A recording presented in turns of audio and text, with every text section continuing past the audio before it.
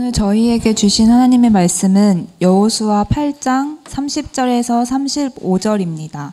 그때 여호수아가 이스라엘의 하나님 여호와를 위하여 에발산에 한 제단을 쌓았으니 이는 여호와의 종 모세가 이스라엘 자손에게 명령한 것과 모세의 율법책에 기록된 대로 쇠 연장으로 다듬지 아니한 새 돌로 만든 제단이라. 무리가 여호와께 번제물과 화목제물을 그 위에 드렸으며 여호수아가 거기서 모세가 기록한 율법을 이스라엘 자손의 목전에서 그 돌에 기록하매 온 이스라엘과 그 장로들과 관리들과 재판장들과 본토인뿐 아니라 이방인까지 여호와의 언약궤를 맨 레위 사람 제사장들 앞에서 궤의 좌우에 서되 절반은 그리심산 앞에 절반은 에발산 앞에 섰으니 이는 전에 여호와의 종 모세가 이스라엘 백성에게 축복하라고 명령한 대로 함이라.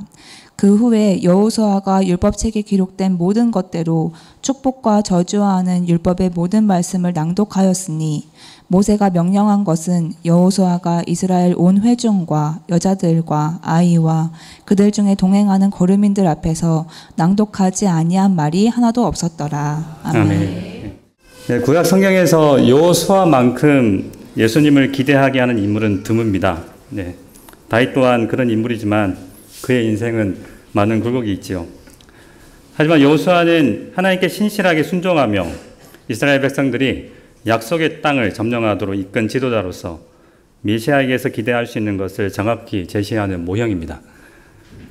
출애굽 후 40년간의 광야 생활을 끝내고 모세가 죽자 모세를 이은 지도자 여호수아는 이스라엘 백성들을 이끌고 하나님의 권능으로 요단강을 마치 마른 땅처럼 건너 여리고 동쪽 경계 길갈에 진을 칩니다. 그리고 그곳에서 할례를 행하고 유월절을 지키지요. 이어서 이중 성벽으로 둘러싸인 여리고성을 하나님의 권능으로 손쉽게 정복한 후 아이성 전투를 앞두고 있었습니다. 여호수아는 여리고성을 진멸하기 전과 마찬가지로 정탐꾼을 보내어 아이성을 정탐케 하였습니다. 아이성을 정탐한 정탐꾼들은 여리고에 비하면 아이성은 작은 성이기 때문에 본문을 보면 인구가 한 12,000명 정도 된다고 하죠. 그래서 군사 3,000명 정도만 보내면 충분하다고 보고를 합니다. 정탐꾼 보고에 따라 여호수아는 군사 3,000명만 보냈지만 결과는 참패였습니다. 이럴 때 보통의 지휘자라면 3,000명으로 실패했기 때문에 더 많은 군사를 보낼 계획을 세우겠지만 여호수아는 그런 식으로 대처하지 않았습니다. 그는 바로 하나님 앞에 엎드립니다. 백성 중 3,000명쯤 그리로 올라갔다가 아이 사람 앞에서 도망하니 아이 사람이 그들을 36명쯤 쳐 죽이고 성문 앞에서부터 스바림까지 쫓아가 내려가는 비탈에서 쳤으므로 백성의 마음이 녹아 물같이 된지라. 여호수아가 옷을 찢고 이스라엘 장로들과 함께 여호와의 궤 앞에서 땅에 엎드려 머리에 티끌을 뒤집어 쓰고 저물도록 있다가 이르되 스포도소이다 주 여호와여 어찌하여 이 백성을 인도하여 요단을 건너게 하시고 우리를 아모리 사람의 손에 넘겨 멸망시키려 하셨나이까. 우리가 요단 저쪽을 만족하게 여겨 거주하였다면 좋을 뻔하였나이다. 주여 이스라엘이 그의 원수들 앞에서 돌아섰으니 내가 무슨 말을 하오리이까. 가나안 사람과 이 땅의 모든 사람들이 듣고 우리를 둘러싸고 우리 이름을 세상에서 끊으리니 주의 크신 이름을 위하여 어떻게 하시려 하나이까 하니.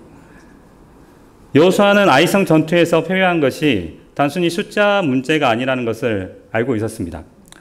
이 사건의 전말을 알고 있는 우리는 아간이 범죄를 했기 때문에 하나님이 벌을 내리신 단순 사건으로 이해할 수 있습니다. 하지만 그렇지 않습니다. 진짜 문제는 이스라엘의 상황이 역전되었다는 것입니다.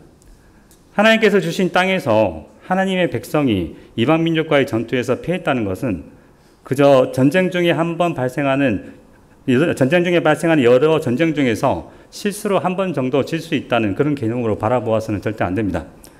가나안 땅에서의 패배는 하나님의 백성이 하나님의 적이 되어 하나님의 심판 아래 놓였다는 것을 의미합니다. 그래서 이스라엘 백성들이 요단강 동편 아모리 사람의 두 왕 헤스본 왕 시온과 바산 왕 옥에게 행한 일, 곧 그들을 전멸시킨 일을 가나안 사람들이 듣고 마음이 녹았지만 이제는 이스라엘 백성들의 마음이 녹아 물같이 될 수밖에 없었던 것이지요.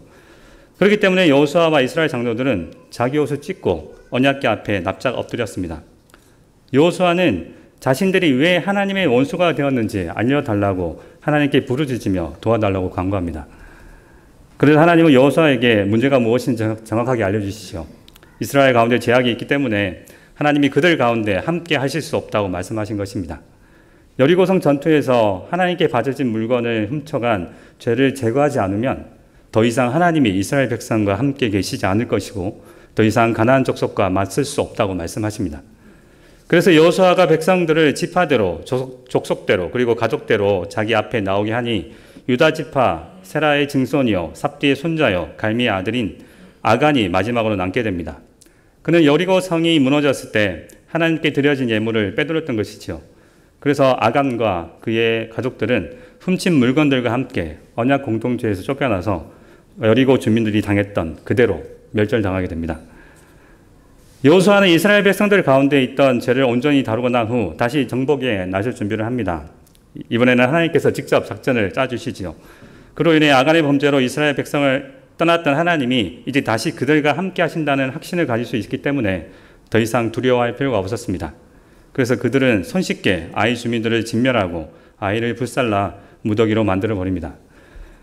그리고 오늘 본문이 이어지죠.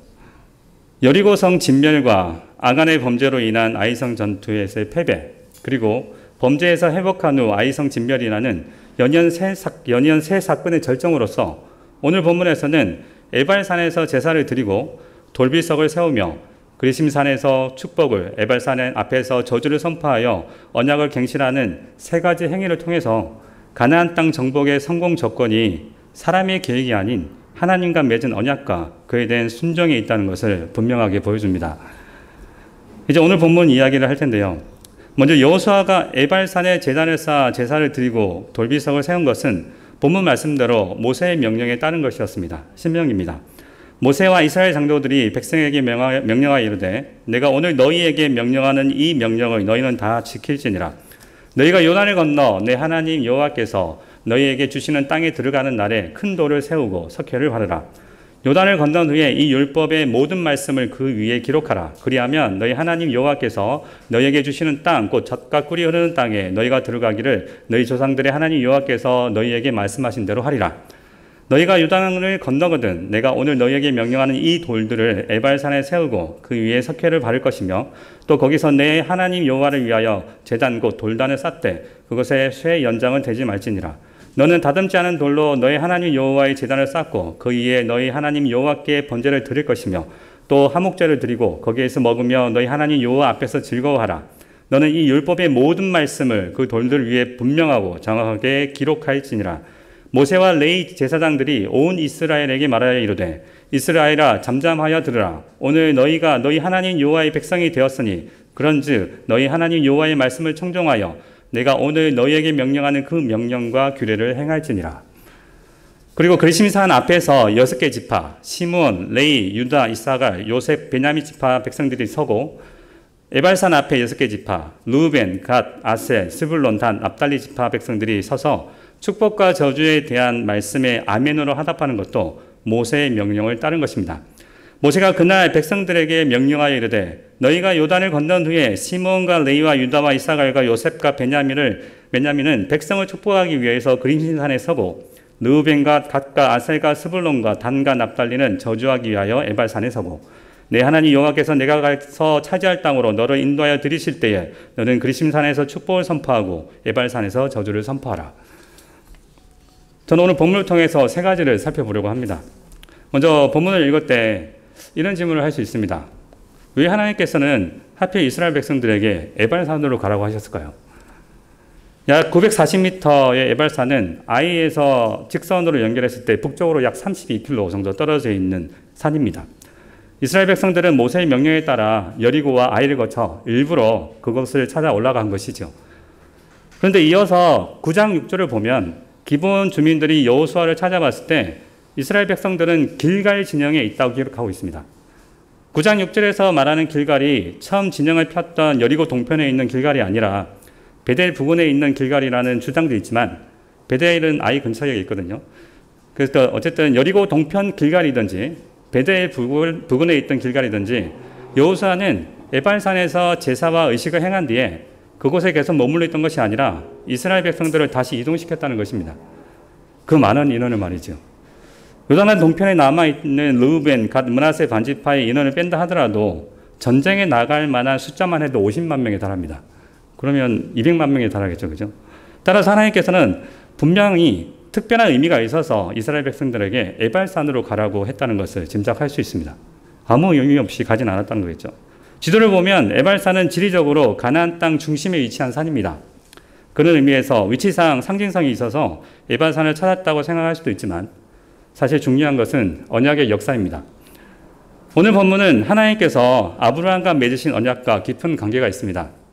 저주를 선포했던 에발산은 북쪽에 있고 축복을 선포했던 그리심산은 남쪽에 있고 그 사이에 세겜이 있습니다. 그래서 에발산과 그리심산은 전체 세겜 지역에 포함되는 거죠. 세겜이 어떤 곳입니까? 세겜은 아브라함이 하나님 말씀에 순종하여 하나님을 떠나 가나안 땅에 왔을 때 하나님께서 아브라함에게 처음으로 가나안 땅을 얻게 될 것이라고 약속하셨던 장소입니다. 아브라함이 그의 아내 사레와 조카 롯과 하란에서 모은 모든 소유와 얻은 사람들을 이끌고 가나안 땅으로 가려고 떠나서 마침내 가나안 땅에 들어갔더라. 아브라함이 그 땅을 지나 세겜 땅 모래 상수리 나무에 이르니 그때 가나안 사람이 그 땅에 거주하였더라. 여호와께서 아브라함에게 나타나 이르시되 내가 이 땅을 내 자손에게 주리라 하신지라. 자기에게 나타나신 여호와께 그가 그곳에 제단을 쌓고 또한 야곱이 밧단 아람에서 돌아와 장막을 치고 하나님께 제단을 쌓았던 곳이기도 합니다. 야곱이 밧단 아람에서부터 평안히 가나안 땅 세겜 성읍에 이르러 그 성읍 앞에 장막을 치고 그가 장막을 친 밭을 세겜의 아버지 하몰의 아들들 손에서 백크시타에 샀으며 거기에 제단을 쌓고 그 이름을 엘렐로헤 이스라엘이라고 불렀더라. 이스라엘의 하나님이라고 불렀다는 뜻입니다. 여호수아 24장을 보면 출애굽 때 가지고 나왔던 요셉의 뼈도 그곳 세겜에 묻히게 되죠. 즉 아브라함에게 가나안 땅을 내 자손에게 주리라고 처음 약속하셨던 그곳, 그 뒤 족장들도 중요하게 여겼던 그곳 세겜으로 하나님께서는 아브라함의 자손 이스라엘 백성들을 부르시고 그들과 다시 언약을 갱신하시면서 언약을 성취하셨다는 것을 증명하고 계신 것입니다. 처음 땅에 대한 약속을 받고 제사를 드렸던 아브라함처럼 그의 후손 이스라엘 백성들이 하나님께 제사를 드림으로써 언약이 성취되었음을 보여주는 것입니다. 또한 두 번째로 여호수아는 모세가 기록한 율법을 돌에 기록하게 하는데요. 이는 가나안 땅이 하나님의 백성의 땅이라는 것을 말해줍니다. 당시 고대 근동 왕들은 충성스러운 신하에게 땅을 선물로 주고 그 땅에 비석을 세웠습니다. 하나님께서 이스라엘 백성에게 땅을 선물로 주셨다는 것을 확인하는 의식이 바로 하나님의 율법이 새긴 돌을 세우는 의식인 것이죠.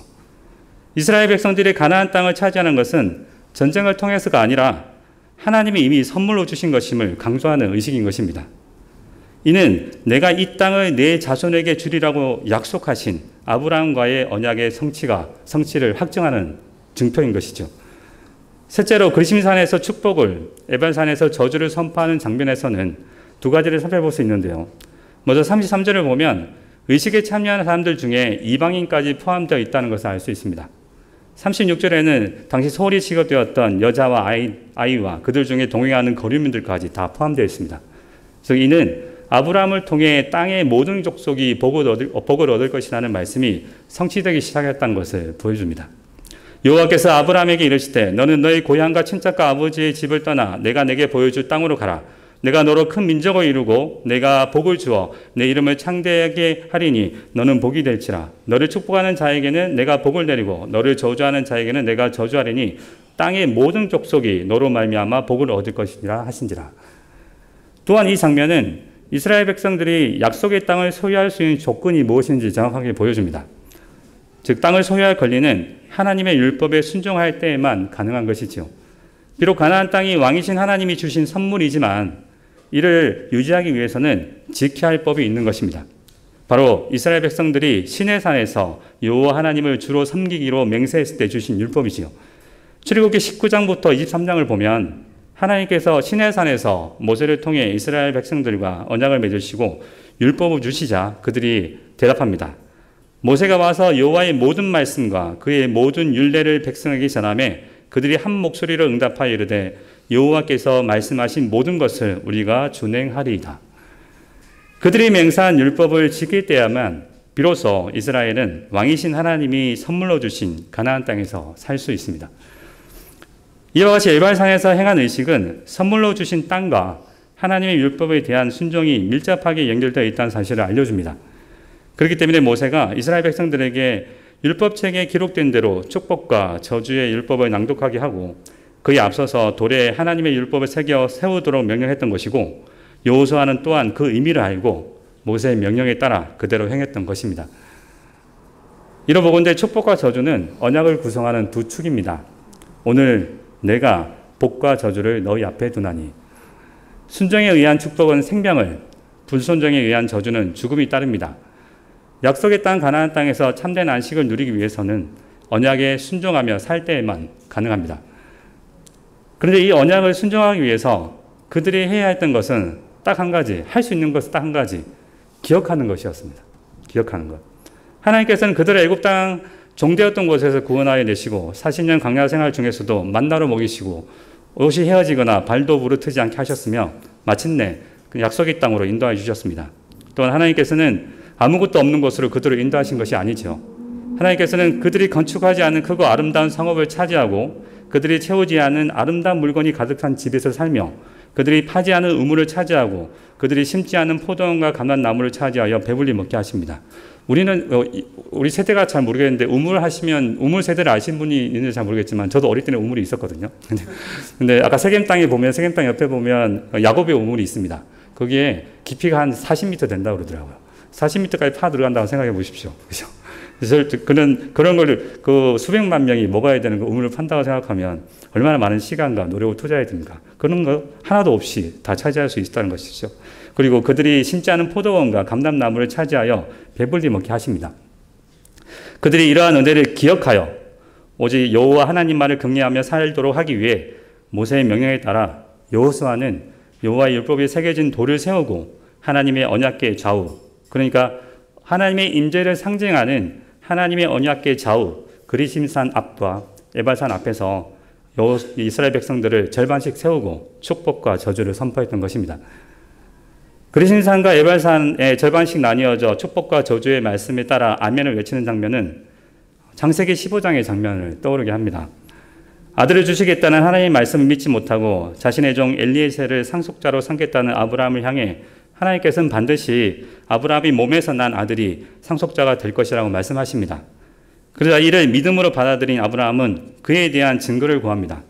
그때 하나님께서는 아브라함에게 3년 된 암소와 3년 된 암염소와 3년 된 순양과 산비둘기와 집비둘기 새끼를 가져오라고 하십니다. 그리고 아브라함은 그 모든 것을 가져다가 중간을 쪼개고 그 쪼갠 것을 마주 대하여 놓습니다. 그리고 한참 뒤에 하나님이 아브라함에게 나타나서 말씀하십니다. 여호와께서 아브라함에게 이르시되 너는 반드시 알라. 내 자손이 이방에서 객이 되어 그들을 섬기겠고 그들은 400년 동안 내 자손을 괴롭히리니 그들이 섬기는 나라를 내가 징벌할 것이며 그 위에 내 자손이 큰 재물을 일구고 나오리라. 너는 장수하다가 평안히 조상에게로 돌아가 장사될 것이요 내 자손은 사례만은 이 땅에 돌아오리니 이는 아모리 족속의 죄악이 아직 가득 차지 아니함이니라 하시더라. 해가 져서 어두울 때에 연기 나는 하루가 보이며 타는 햇불이 쪼갠 고기 사이로 지나더라. 그날에 여호와께서 아브라함과 더불어 언약을 세워 이르시되 내가 이 땅을 애굽 강에서부터 큰 강 유브라데까지 내 자손에게 주겠노라. 타는 햇불이 쪼갠 고기 사이로 지나가는 장면은 아브라함 당시 고대 근동에서 언약을 맺을 때 행하던 의식으로 언약을 맺는 두 당사자가 고기를 쪼개고 그 쪼갠 고기 사이로 지나가는데 이는 만일 그들 중에 하나가 언약을 어길 경우에 쪼개진 짐승처럼 될 것이라는 것을 의미합니다. 저주인 거죠. 지키지 않을 경우에는. 하지만 하나님께서는 그날 홀로 쪼개진 고기 사이로 지나시며 보이신 맹세에 따라서 430년이 지나 이스라엘 백성들이 가나안 땅을 얻게 하셨습니다. 완벽하게 맹세를 지키신 것이죠. 그리고 이제 여호수아는 하나님의 명령에 따라 큰 나라를 이룬 이스라엘 백성을 이끌고 같은 장소로 와서 그리심산과 에발산 앞에서 절반씩 나눠 서게 한 다음 축복과 저주를 선포하고 아멘으로 화답하며 약속을 지키신 하나님 앞에서 하나님 말씀대로 살겠다는 언약을 갱신하고 있는 것입니다. 이후 여호수아는 이스라엘 백성들을 이끌고 가나안 땅을 점령하고 각 지파별로 땅을 분배하며 그의 사명을 완수합니다. 자신이 외치고 이스라엘 백성들이 아멘으로 화답했던 축복에 따라 하나님 말씀에 순종하여 가나안 땅을 점령하게 됩니다. 하지만 우리가 역사를 통해 알 수 있듯이 이스라엘 백성들은 여호수아가 죽은 뒤 결국 하나님의 은혜를 기억하지 못하고 비참한 결과를 맞이합니다. 사사시대를 거치며 원수들에게 고통당하다 다시 훌륭한 지도자 다윗 왕이 서면서 잠깐 안식을 누리게 되지만 솔로몬 왕을 정점으로 점점 쇠퇴하다가 결국 그들이 아멘으로 하답했던 저주에 따라서 약속의 땅에 쫓겨나는 비참한 결과를 맞이하게 됩니다. 사랑하는 여러분, 여호수아를 읽을 때마다 저는 우리에게 여호수아가 예표하는 예수 그리스도께서 계시다는 것이 얼마나 감사한지 모릅니다. 여호수아는 축복과 저주의 말씀을 외치기만 하고 이스라엘 백성을 위해 그 어떤 것도 대신 감당해 줄 수 없었지만 우리 주님은 우리 죄책으로 감당해야 하는 율법의 저주를 친히 감당하시고 자기 안에서 우리에게 복을 주십니다. 그리스도께서 우리를 위하여 저주를 받은 바 되사 율법의 저주에서 우리를 속량하셨으니 기록된 바 나무에 달린 자마다 저주 아래에 있는 자라 하였습니다.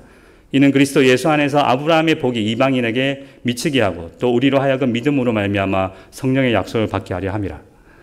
여호수아는 이스라엘 백성들을 보고 기억하도록 돌판에 하나님의 말씀을 새겨 놓아야 했지만 우리 주님은 선지자들을 통해 주신 새 언약, 그날 후에 내가 이스라엘 집과 맺을 언약을 이러하니 곧 내가 나의 법을 그들의 속에 두며 그들의 마음이 기록하여 나는 그들의 하나님이 되고 그들은 내 백성이 될 것이라. 여호와의 말씀이니라.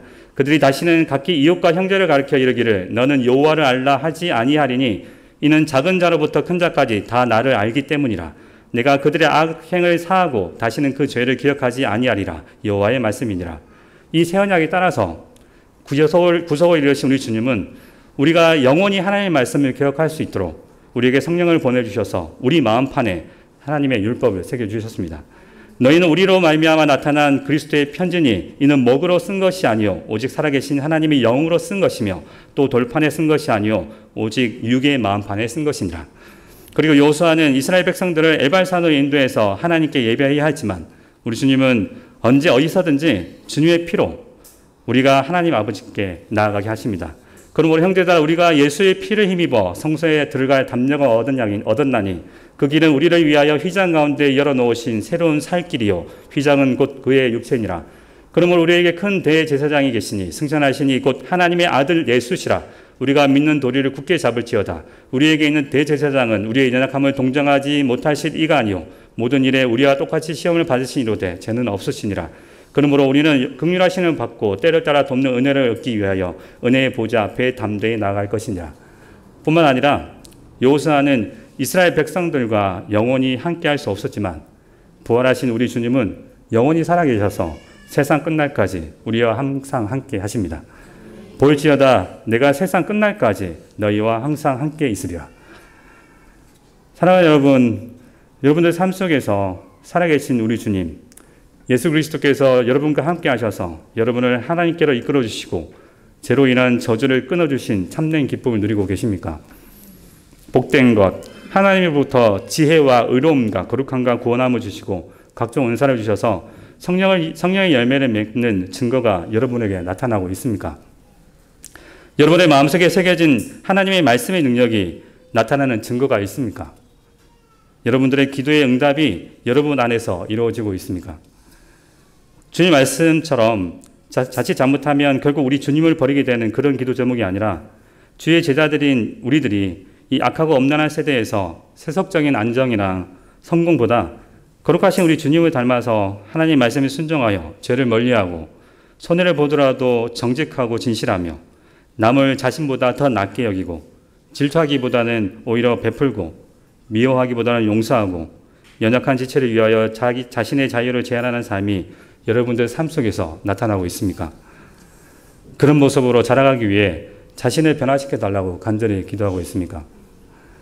만약 그러한 거룩한 변화들이 여러분들 삶 속에서 나타나지 않는다면 여러분은 야고보서에서 말씀하듯 하나님이 한 분이신 것을 믿고 떠는 귀신과 다를 바가 뭐가 있습니까? 주님 말씀처럼 예수님을 바라보고 하나님의 거룩한 자라고 부르던 귀신들과 다를 게 없을 것입니다. 사랑하는 여러분, 우리가 이 세상에서 승리하는 방법은 우리 주 예수 그리스도를 따라가는 방법밖에 없습니다. 그분만이 길이요 진리요 생명이십니다. 여러분들의 생각, 다짐, 의지를 믿지 마시기 바랍니다. 주의 설교 말씀을 듣고 나서 항상 다짐을 하죠. 그 다짐은 우리에게 생명을 주지 않습니다. 우리가 정말 쉽게 그것을 믿음으로 착각할 수 있습니다. 오직 믿음으로 우리를 앞서가시면서 우리를 이끄시는 그리스도를 바라보시기 바랍니다. 믿음의 주요, 우리에게 믿음을 주시는 분이신 그 믿음의 주요, 또 온전하게 하시느니 우리를 하나님의 창조의 목적대로 회복시키시고 거룩하게 하시는 예수님을 바라보시기 바랍니다. 여호수아를 따라 그리심산에서 축복의 말씀을, 에발산에서 조제의 말씀에 아멘으로 화답하고 약속의 땅에서 승리했던 이스라엘 백성들처럼 영원히 살아계신 우리 주 예수 그리스도를 따라 승리하는 삶을 살아가기를 우리 주 예수 그리스도의 이름으로 축원드립니다. 아멘. 하나님 아버지 감사합니다. 오늘 여호수아 말씀을 통하여서 우리 주 예수 그리스도께서 성령하심으로 우리가 담당할 수밖에 없었던 율법의 저주를 대신 담당하시고 우리에게 하늘의 신령한 복들을 날마다 풍성히 내려주시며 우리에게 성령을 보내주셔서 우리 마음속에 하나님 율법을 젖대로 잊지 않도록 새겨주시며 우리의 어린 양이시자 대제사장으로서 영원히 살아계셔서 우리가 언제 어디서든지 그 피를 의지하여서 주님 앞에 하나님 앞에 나아갈 수 있으며 또 우리가 이 세상 끝날까지 우리를 위해 항상 지켜주신다는 것을 알게 해주시니 감사를 드립니다. 하나님 우리가 어리석어서 이것을 날마다 잊어먹고 주님을 잊어먹고 우리 힘들어 살아가기 위해서 애쓰는 경우가 너무 많습니다. 우리를 용서해 주시고 주님 우리에게 주의 성령을 보내주셔서 우리가 이스라엘 백성들이 여호수아를 믿고 따라갔던 것처럼 우리 주 예수 그리스도를 따라가기 원하오니 우리에게 믿음을 더하여 주옵소서. 감사드리고 살아계신 우리 주 예수 그리스도 이름으로 기도드립니다. 아멘.